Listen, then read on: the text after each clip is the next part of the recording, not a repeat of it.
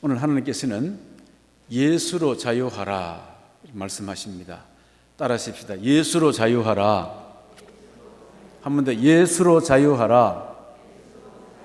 여러분, 모든 얽매임, 눌림에서 예수로 말미암아 자유를 누리시기 바랍니다. 자유하시기 바랍니다. 상황에 매이지 말고 자유하시기 바랍니다. 틀에 매이지 말고 자유하시기 바랍니다. 오늘 본문을 보면 예수님과 바리새인 사이에 논쟁 사건이 벌어집니다. 안식일에 대한 논쟁입니다. 하나는 밀밭에서 벌어지고 하나는 회당에서 벌어집니다. 시간, 장소, 내용은 다르지만은 쟁점은 똑같습니다. 안식일을 어떻게 지키느냐 하는 것입니다. 첫 번째 내용은 이렇습니다. 예수님께서 안식일에 밀밭 사이로 지나가시다가 제자들이 길을 열면서 이삭을 잘라 먹었습니다. 바리새인들이 이것을 보고 있다가 어찌하여 당신 제자들은 안식일을 어기느냐, 하지 못할 일을 하느냐 라고 시비를 걸어왔습니다. 그럼 배가 고파서 그래서 밀이삭 잘라 먹은 것을 노동한 것으로 이렇게 규정하고 안식일을 범했다는 것입니다. 안식일을 범하면은 어떤 형벌을 받느냐? 구약에 보니까 한 사람이 안식일에 나무를 하고 있습니다. 사람들이 보고 그를 잡아 모세에게 데려왔습니다. 모세가 하나님께 묻습니다. 여호와여, 이 자를 어떻게 하오리까? 하나님께서 민수기 15장 35절 말씀을 보시면은 여호와께서 모세에게 이르시되 그 사람을 반드시 죽일지니 온 회중이 진영 밖에서 돌로 칠지니라. 진영 밖 출교, 그 다음에는 사형. 안식일 범죄는 출교에서부터 사형까지에 해당되는 중죄인 것입니다. 안식이라는 말은 히브리어로 샤바트인데 본래 뜻은 중단하다 이런 뜻입니다. 하나님께서 엿새 동안 천지를 창조하시고 제7일째는 모든 일을 쉬셨다 하는 데서 기인한 것입니다. 출애굽기 20장 8절 말씀부터 11절 말씀 보면은 함께 읽어보겠습니다. 안식일을 기억하여 거룩하게 지켜라. 엿새 동안은 힘써 내 모든 일을 행할 것이나 일곱째 날은 내 하나님 여호와의 안식일인즉 너나 내 아들이나 내 딸이나 내 남종이나 내 여종이나 내 가축이나 내 문 안에 머무는 객이라도 아무 일도 하지 말라. 이는 엿새 동안에 나 여호와가 하늘과 땅과 바다와 그 가운데 모든 것을 만들고 일곱째 날에 쉬었음이라. 그러므로 나 여호와가 안식일을 복되게 하여 그 날을 거룩하게 하였느니라. 아멘. 이렇게 안식일은 쉬셨다는 겁니다. 쉬어라는 겁니다. 그런데 문제는 안식일을 지키되 어떻게 지켜야 하느냐 하는 구체적 내용은 성경에 기록되어 있지 않는다는 게 문제인 것입니다.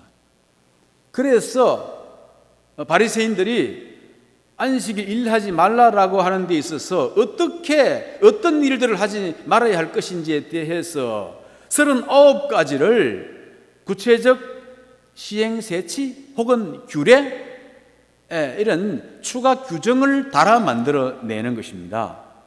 이를테면은 안식일에 바지가 찢어져도 바늘로 꿰매면 안 됩니다. 바느질을 하면 안 돼. 배가 고파 죽을 증이 되어도 반죽을 하거나 또 빵을 구우면 안 되는 것입니다. 2개의 실을 엮거나 풀어도 안 되고 글자 2개를 쓰거나 지워도 안 되는 겁니다. 불을 켜도 안 되지만 켜진 불을 꺼도 안 되는 것입니다. 사람이 걷거나 여행할 때에 2000규빗 즉 1km 이상을 걸으면은 안식일을 범하게 되는 것입니다. 손을 다쳤을 때에 붕대는 감을 수 있지만 치료약을 바르면 안 됩니다. 담이 무너졌잖아요. 사람이 깔렸습니다. 너 죽었니 살았니 물어보고 살아있으면 건져주고 죽었으면 손대면 안 됩니다. 안식해야 할 안식일이 도리어 사람을 꼼짝 못하게 만드는 규정들을 너무 많이 만들어서 목조이고 누르고 그렇게 덮어 씌웠던 것입니다. 멍에를. 이런 규례에 의해서 제자들이 시장에서 밀리석 잘라 먹은 것을 보고 추수했다, 타삭했다, 그리고는 안식일 규정을 어겼다 정죄하는 것입니다. 여러분, 예수님 따르면은 이런 고난들이 종종 옵니다. 이해하지 못할 억울한 일들도 종종 옵니다. 근데 그거 받아내야 됩니다. 억울하다고 나 못 견디겠다고 아닙니다. 다 억울하고 고난 당하는 그 과정 속에서 나를 죽이고 신앙이 연단되어져 가는 그런 놀라운 역사도 함께 있는 것입니다. 예수 따르기 때문에 생기는 것이거든요. 제자들이기 때문에 생기는 것입니다. 자, 그러면 하나님께서는 왜 이런 안식일을 제정하셔서 강제로라도 쉬라고 하셨는가? 출애굽기 23장 12절 말씀을 함께 읽겠습니다. 너는 여섯 동안에 내 일을 하고 일곱째 날에는 쉬라. 내 소와 나귀가 쉴 것이며 내 여종의 자식과 나그네가 숨을 돌리리라. 마지막 부분 숨을 돌리리라. 여러분 잘 이렇게 좀 음미하며 읽어보시기 바랍니다. 안식일의 제정 동기 첫 번째, 생체 리듬을 회복하기 위한 하나님의 사랑이다. 하나님의 사랑. 모든 생물들은 생체 리듬이 있습니다. 그런데 이것을 깨고 사람의 짐승이나 계속 일을 시키면 어떻게 됩니까? 병이 오고 과로사, 죽음이 오는 것입니다. 그래서 병원의 의사들은요, 현상적으로 보면은 아프던 치료 부분이 나섰지만은 강제로 며칠간 입원하시오 하는 경우 있습니다. 아니, 다 났는데 왜 강제로 입원하라는가? 그 사람의 생체 리듬을 회복시켜야 되겠다는 판단이 섰기 때문에 그런 것입니다. 다시 말해서 안식일을 정하신 기본 정신은 생명을 살리고자 하시는 하나님의 사랑입니다. 따라서 자신뿐만 아니라 자식들도, 종들도, 가축들도, 나그네들도 다 쉬게 하라 하는 것입니다. 이스라엘 백성들이 애굽에서 노예 생활할 때는요, 쉼이 없었습니다. 새벽 별보가 나면 저는 해 빠질 때까지 흙을 이개고 벽돌 굽고, 그래서 주말이 없습니다. 휴일이 없고 휴가가 없습니다. 기쁨이 없는 겁니다. 소망도 없고요. 단순히 일만 하는 기계였습니다. 이것은 자기 형상을 따라 만드신 하나님을 모독하는 일이고요, 저주인 것입니다. 그래서 하나님께서 안식일 규정을 제정하신 것은 생체 리듬 회복을 위해서, 숨을 돌리도록 하기 위해서 만드신 하나님의 사랑의 법이었던 것입니다. 안식일 제정 동기는 사랑이었습니다. 두 번째로 안식일 제정 동기는 예배를 통해서 행복을 주려고 하신 하나님의 축복이었습니다. 그러므로 나 여호와가 안식일을 복되게 하여, 그렇지 않습니까? 이 복되게 한다는 것은 무슨 물질을 막 쏟아부어 준다는 것이 아니라 그 모든 것들로 인해서 내가 행복함을 느낄 수 있는 복이에요. 행복을 주기 위한 것이에요. 행복을. 안식이라 해서 그래서 아무 일도 하지 않고 가만히 쉬기만 하라라는 것이 아닌 것입니다. 소득을 창출하기 위해서 육체 노동은 멈추는 대신에 하나님께 나아와 예배함으로 마음과 영혼까지 기쁨으로 충만하여서 행복하여라 하는 것입니다. 하나님께서 여섯째 날 동안에 천지를 창조하지 않습니까? 근데 맨 마지막에 창조한 피조물이 뭡니까? 자기 형상을 닮은 사람이었습니다. 근데 그 사람 속에 무엇까지 넣었습니까?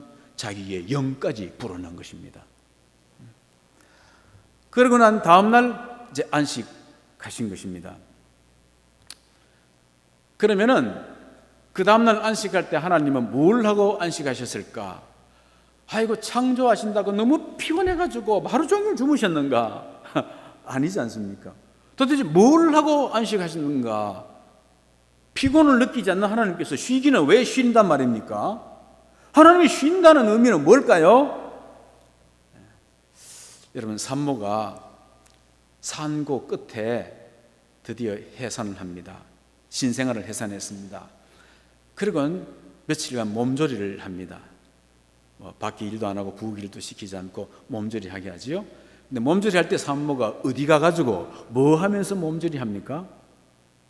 요새는 그래도 병원에서 일정 시간은 강제로 이제 산모와 신생아를 좀 떼어놓기도 합니다만은 산모가 신생아를 떠나서 몸조리가 되겠습니까? 그러니까 예전에는 어떻게 몸조리 했느냐? 병원에 안 갔을 때 온종일 아기와 함께 누워서 몸조리 하잖아요. 마주 보면서 아기를 젖먹이면서 아기와 대화하면서 이야기하면서 그렇게 몸조리를 하는 것입니다. 하나님께서 안식일 날 어떻게 쉬셨을까? 온종일 자신을 닮은 아담과 함께 아담을 바라보면서 아담과 이야기하면서 그 이야기하느라고 그냥 하루 종일 그래 쉬시는 거예요. 그럼 아담은 어떻게 쉬었을까? 마찬가지야.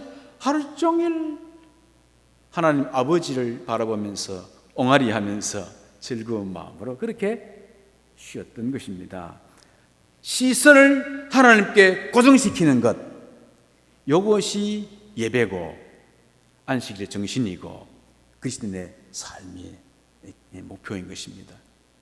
따라합시다. 시선을 하나님께 고정시키자. 그렇습니다. 예배가 이런저런 순서 있는데 찬송 드렸다, 기도했다, 무슨 헌금 순수했다가 아니고 시선을 하나님께 고정시키는 것 자체가 예배가 되는 것입니다. 이렇게 될 때에 하나님도 사람도 행복해지는 것이지요. 그래서 안식일 재정동기는 하나님의 사랑이고 안식일 재정동기는 사람에게 행복을 주기 위한 하나님의 축복이다. 자, 그런데 사람이 범죄한 이후로는 하나님의 얼굴을 볼 수 없게 되어졌습니다. 신생아가 엄마를 잃어버리고 엄마 젖냄새를 맡지 못하게 되었을 때에 불안해서 우는 것과 같은 것이지요. 그 아이에게 오만 장난감을 다 갖다 주어 보세요. 그 아이가 만족하는가?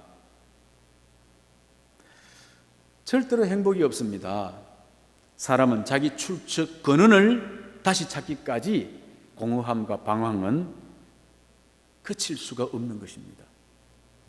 그래서 하나님께서는 죄인이 자신을 다시 만날 수 있는 길, 안식의 기쁨을 회복할 수 있는 길을 제정하시는데 그 길은 안식일에 어린 양의 피로 제사를 드리는 것입니다. 우리 민수기 28장 9절 말씀을 함께 읽겠습니다. 엿새 동안은 일하고 일곱째 날은 너희를 위한 거룩한 날이니. 민수기 28장 9절, 출애굽기 35장이 아니고요. 민수기 28장 9절. 너는 28장 9절, 민수기 28장 9절입니다. 옳지. 안식일에는 1년 되고 흠 없는 수양 2마리와 고운 가루 10분의 2의 기름 섞은 소재와 그 전제를 드릴 것이니. 언제요? 안식일에. 이렇게 하라는 말입니다. 이로써 사람은 안식일 제사, 즉 안식일 예배를 통해서 기쁨을 회복할 수 있게 된 것입니다. 안식일에 이 예배를 통해서 단절된 하나님을 다시 만나고 육체적 안식과 정신적 안식과 그리고 영혼의 안식을 얻을 수 있도록 안식일을 제정하여 주셨던 것입니다. 그런데 바리새인들은 이러한 안식일을 이 본질을 외면하고 예수님이 자신들의 제정한 규범을 위반하였다고 지금 막 정죄를 하고 있는 것입니다. 그러자 예수님께서 이제 저들의 질문에 어떻게 대답하셨는가? 25절 말씀입니다. 오늘 본문 25절. 예수께서 이르시되 다윗이 자기와 함께한 자들이 먹을 것이 없어 시장할 때에 한 일을 읽지 못하였느냐 했습니다.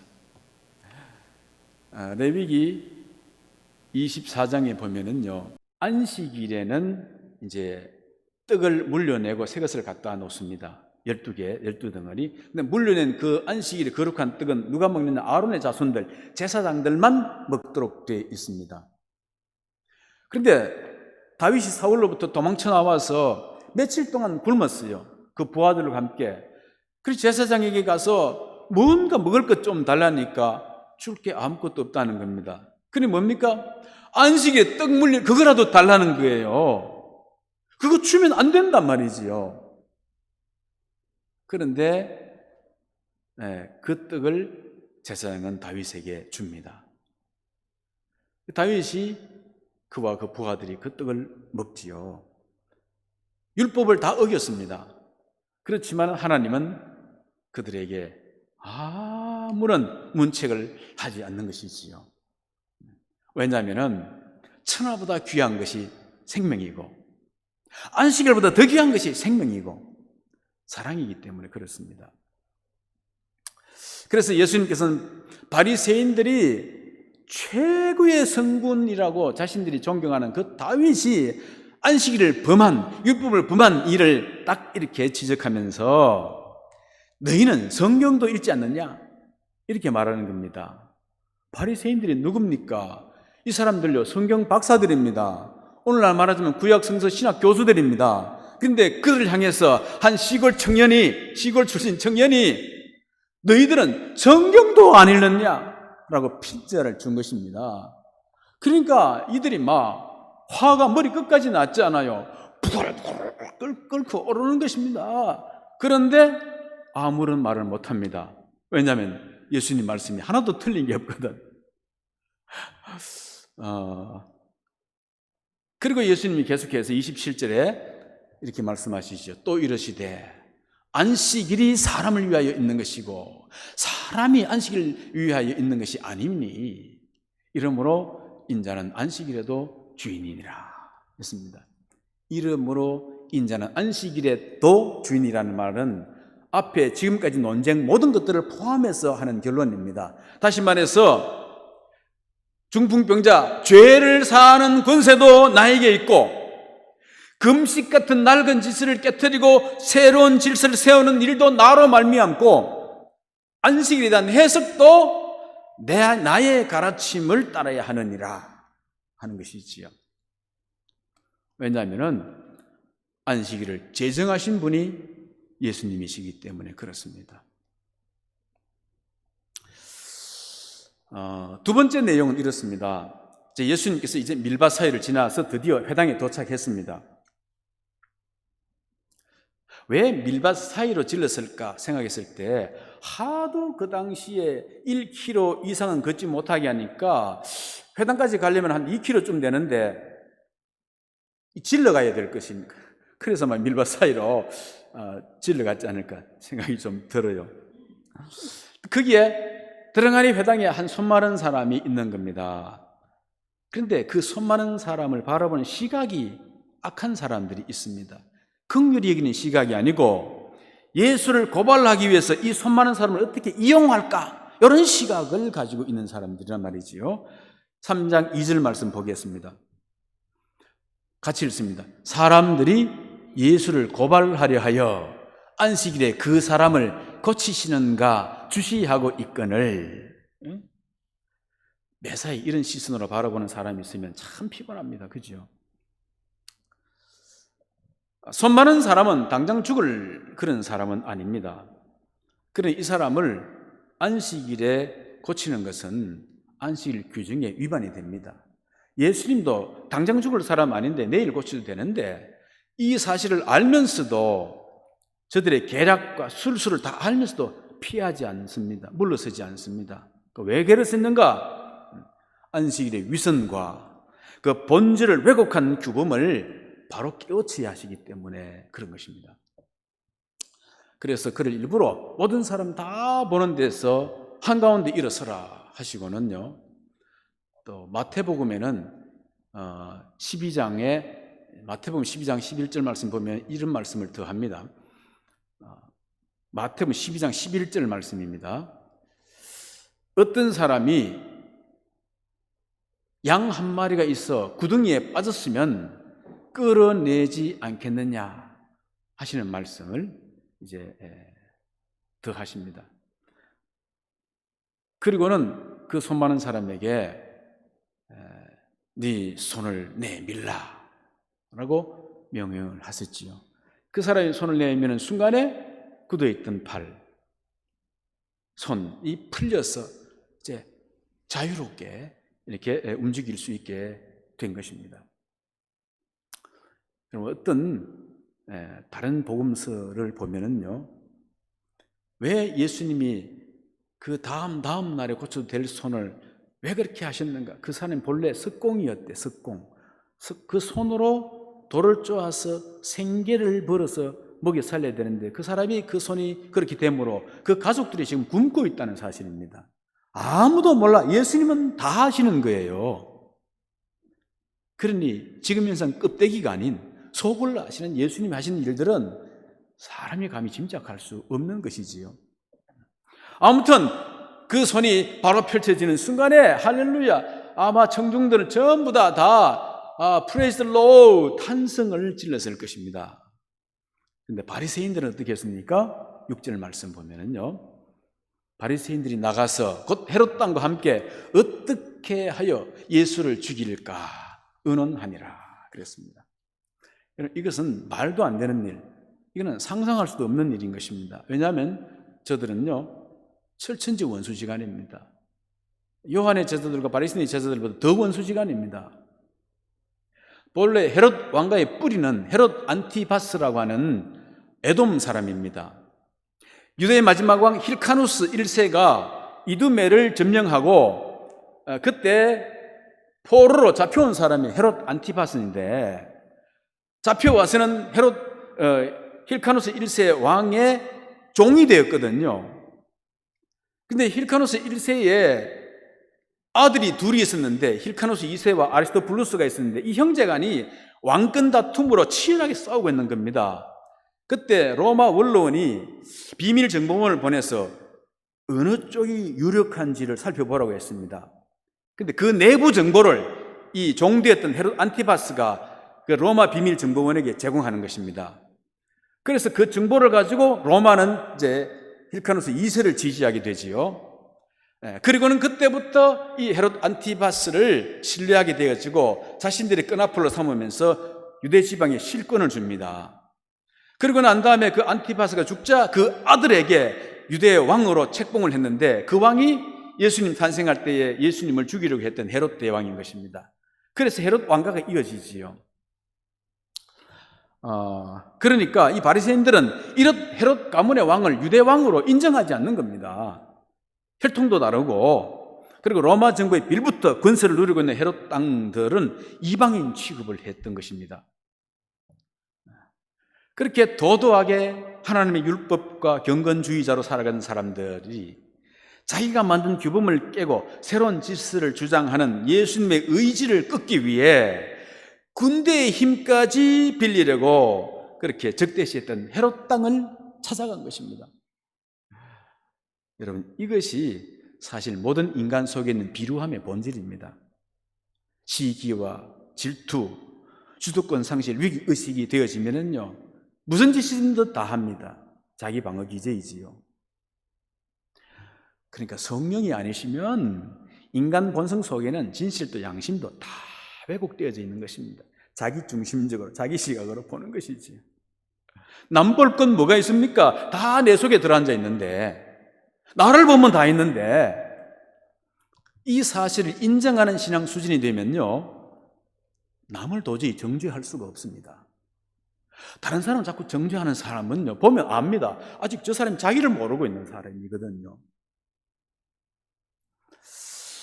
여러분, 바리새인들만큼이나 경건하게 기도하고 말씀 읽고 구제하고 모범적으로 사는 사람이 없었다니까요. 근데 그런 사람 속에 비루함이 이렇게 나타나는 것입니다. 여러분, 오늘 본문은 손마른 병자 한 사람의 치유를 다루는 기적 사건이 아닙니다. 안식일을 비롯해서 말씀의 해석 권위를 누가 가져야 하느냐 하는 치열한 공방전인 것입니다. 지금까지 율법으로 누르고 규범으로 가두었던 바리새인의 가르침이 하나님의 아들 예수에 의해 무너지고 손이 마른 환자와 같은 이스라엘 모든 백성들을 향해서 진정한 자유와 해방을 선포하는 복음의 권위를 증거하는 회복 사건인 것입니다. 여러분들이 지키고 있는 이 예배하는 주일은 어떻습니까? 정말 하나님을 예배하는 것이 정말 기쁘십니까? 아니면 바리새인들처럼 뭔가 묶여고 매인 상태로 안 하면 안 될 것 같은 억지로 이렇게 지키는 주일은 아닙니까? 또 다른 사람들이 그렇게 얽매고 있지는 않습니까? 내 안의 모든 욕망과 시기와 질투로부터 해방되어지는 경험이 예배를 통해, 이 주일을 통해서 이런 체험이 되어집니까? 아니면 평소 때는 잊어버리고 지내다가 주일만 되면은 다시 이런 욕망과 시기, 질투가 다시 솟구쳐 오르는 체험을 하고 있습니까? 여러분, 어떤 교회는요, 노예 안에 어떤 교회인데 평일에는 조용히 지내다가 주일만 되면 한바탕 난리가 자꾸 벌어진대요. 주일만 되면. 평일에는 조용히 지내다가. 여러분, 우리는 다른 날에는 불평이 있더라도 주일만 되면 화평을 이루는 교회가 되기를 축원합니다. 다른 곳에서는 좀 눌림을 당하고 옥죄임을 당하다가도 주일만 되면, 교회만 오면 평안함을 얻고 감사함을 얻고 자유와 기쁨이 회복되어지고 생체 리듬이 회복되어지는 역사가 일어나게 되기를 주님의 이름으로 축원합니다. 오늘 하나님께 주신 말씀이 무엇이었습니까? 예수로 자유하라 했습니다. 예수로 자유하시기 바랍니다. 그 어떤 얽매임으로부터도 여러분 자유하시기 바랍니다. 여러분을 자유케 하시고 자유를 주셨으니 다시는 종의 매임을 매지 말라고 말씀하지 않았습니까? 우린 자유인이에요. 그리스도 안에서, 예수 안에서 자유인이에요.